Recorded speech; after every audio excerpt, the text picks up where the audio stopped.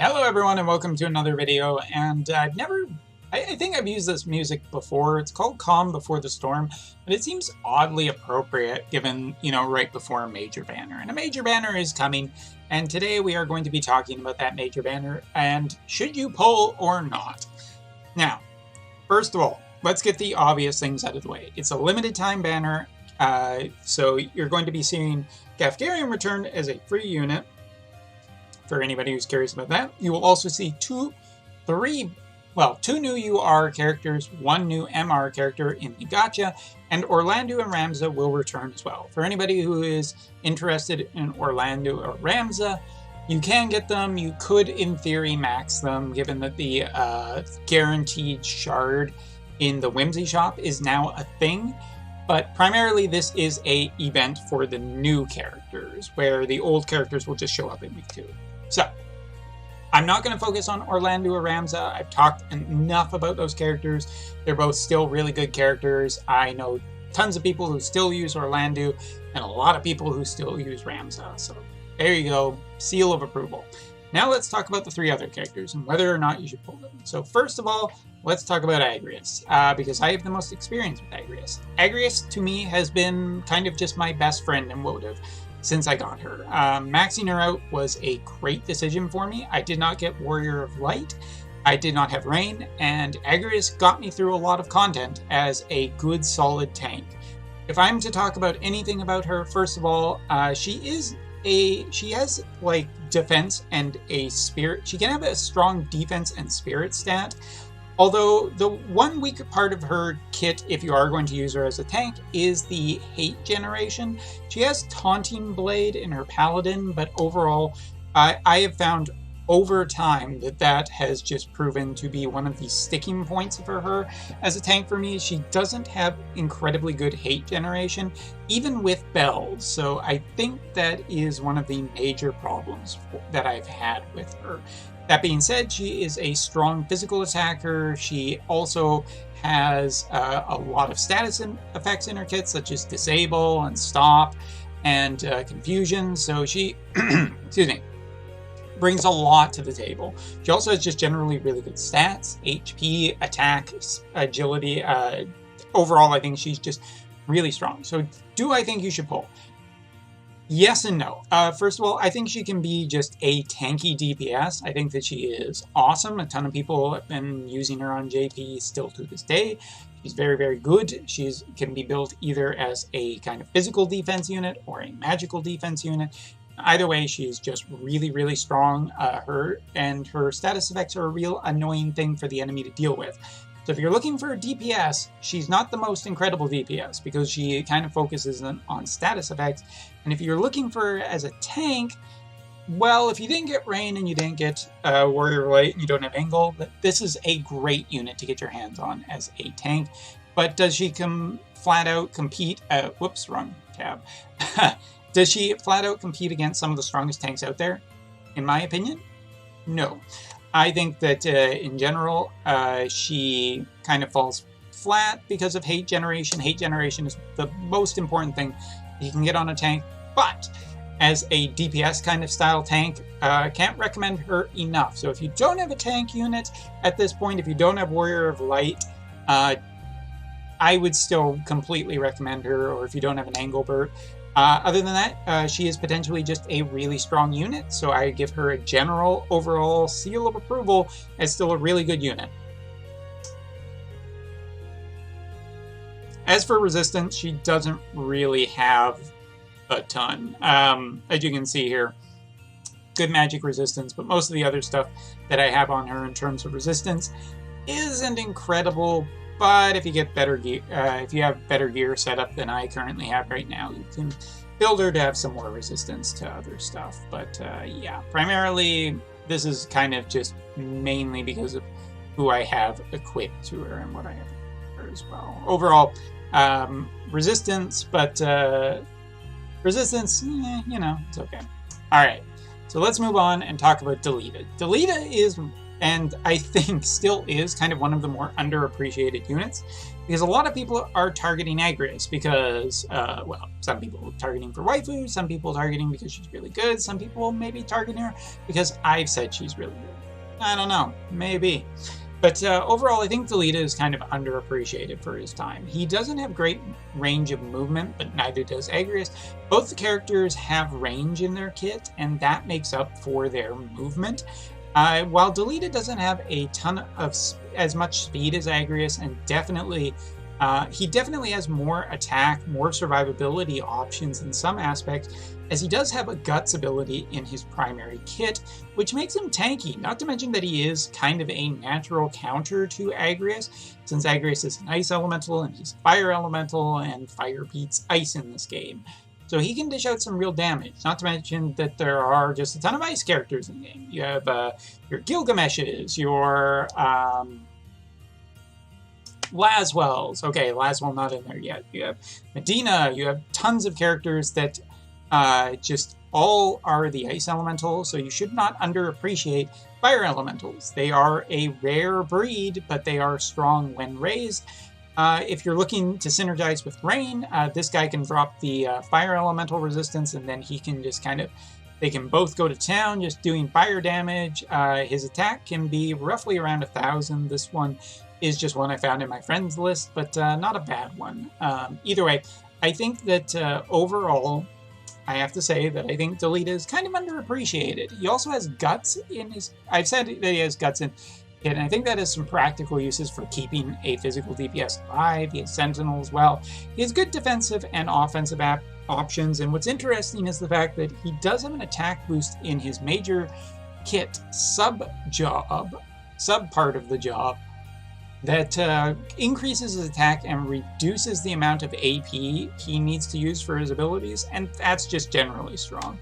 AP reduction, AP generation, both incredibly strong parts of his kit. So who do I recommend for this? People who are really looking to have an option to counter meta ice units, and the fact that there seems to just be a ton of ice units in this game, showing their favoritism. But either way, fire units are not a dime a dozen. This one is definitely a limited, so you're going to have to be a little careful about whether or not you want to go to them, because you're going to have to commit, as there is no part 3 yet for Final Fantasy Tactics. But yeah, I think overall this is a strong unit. In terms of resistances, the current one that we're looking at here, shooting resistance, slash resistance, and pierce resistance on this build. And overall, really nice. Weak against magic, which would put him weak to Miranda and Adira, but those units, at least currently on the JP side, I don't see a ton of.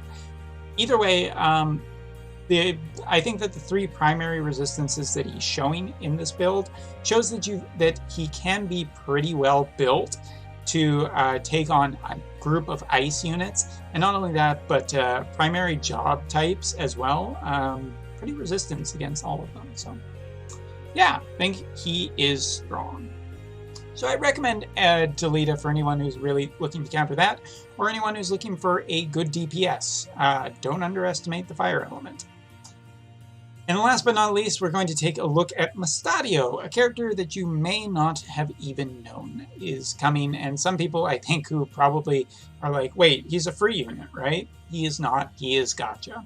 So first of all, I think overall, these characters are, or in terms of Massadio, it really is just, it's a difficult thing to say, because if you look at this character in general, he doesn't really overly excel at a ton of resistances. He has kind of the MR curse of not being bad necessarily, that's not what I'm saying, but his stats are generally lower than a UR.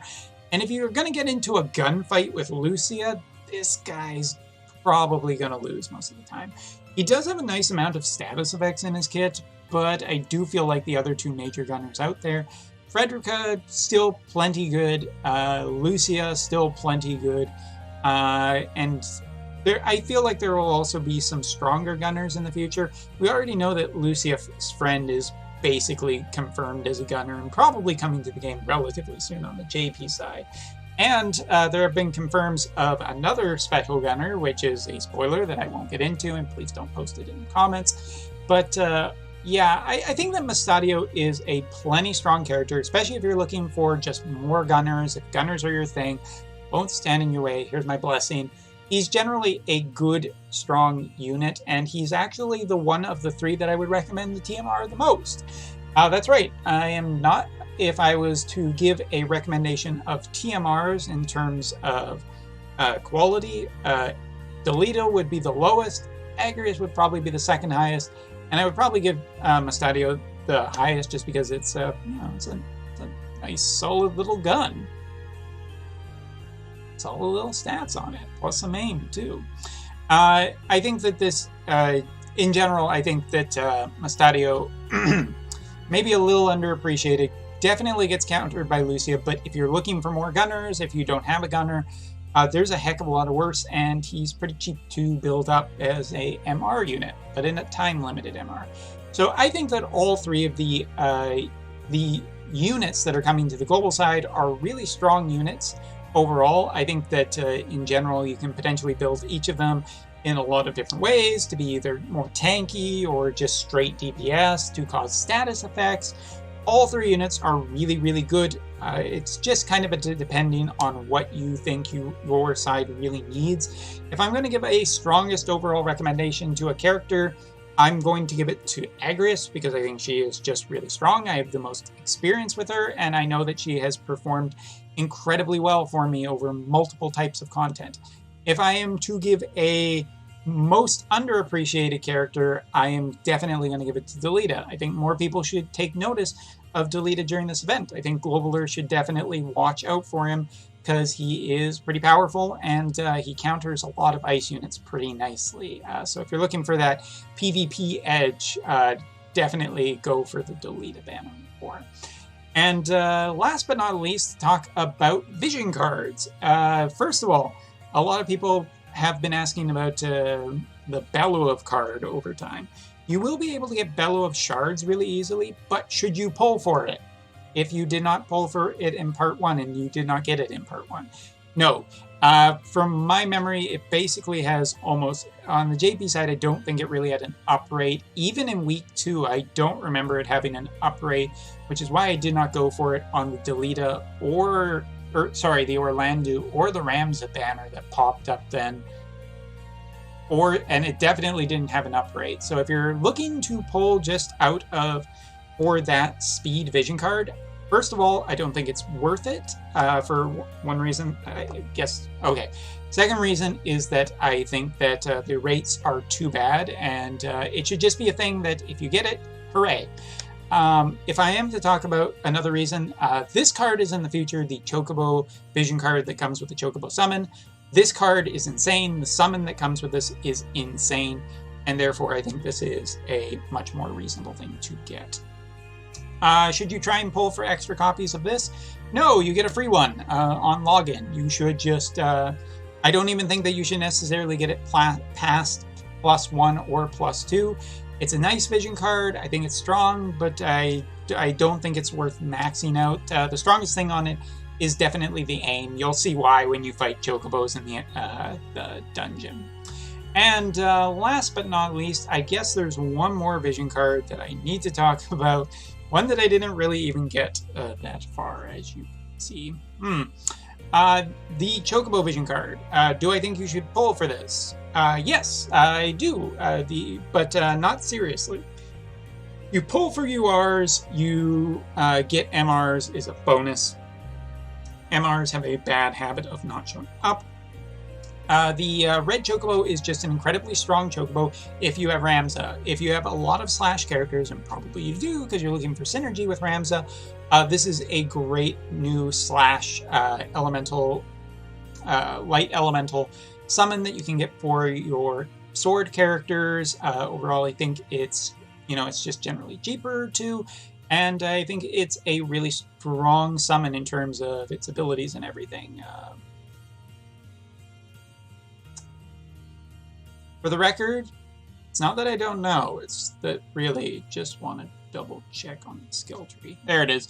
Attack up, Darkness Killer, increased slash attack, Dark Resistance, Avian Killer, increased missile resistance. I think that this Esper has a lot going for it, so I do recommend this Esper for sure. Getting one copy of the card. In terms of the card, light attack up and magic attack up, I think it's super specific for trying to boost Ramza's some of Ramza's magical abilities, so if you're really leaning in that direction, another reason to get the card too. But I think the card in the summon is really good. If you can get it, yippee. Don't think it's necessarily worth trying for super hard, but at the same time, I kind of do recommend it. So yeah, kind of, if you're looking for light elemental espers that are boost slash, definitely go for it. So yeah, that is my overall opinion. There's a lot of strong stuff. There's a lot of stuff that you can sink a ton of resources into. So, you know, plan accordingly. Think which characters you really want. But as always, I do recommend the 1 or 2 multi rule, where it's just like, you know, I'll try 1 multi for the character, or 2 multis for the character.